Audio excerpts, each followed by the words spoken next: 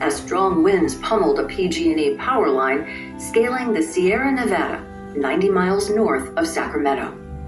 A worn hook hanging from a century-old transmission tower broke clean, dropping a high-voltage wire that spit electricity just before sunrise. A shower of sparks set dry brush aflame.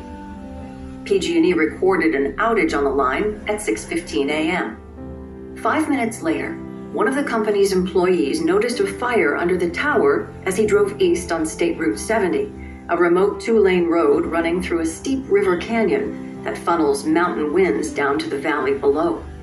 Cell phone out of range, he radioed nearby colleagues, telling them to call 911. The message reached the local fire captain at 6:29 a.m.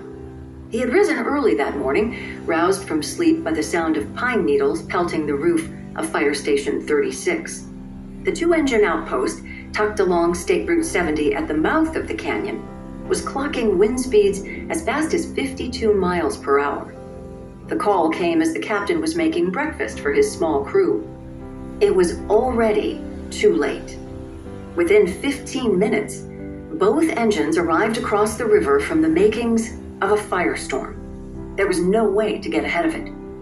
The transmission tower, perched high along a steep gravelly access route called Camp Creek Road, was almost completely inaccessible by fire engine. The crew struggled to stand upright as the winds whipped the flames. They were spreading with staggering speed.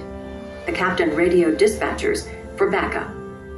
"This has the potential of a major incident," he said. Within an hour, the fire had spread 7 miles, burning through the small mountain communities of Pulga and Concow to arrive at the outskirts of Paradise, a tight-knit town of nearly 27,000 people nestled in the Sierra foothills.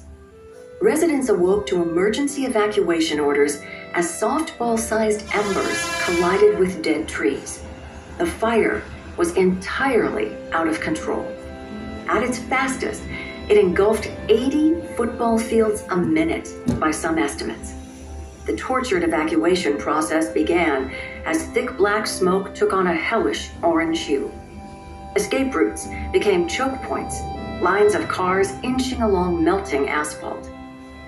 Dozens of people were left behind, unable to escape for reasons that made their gruesome deaths even more tragic.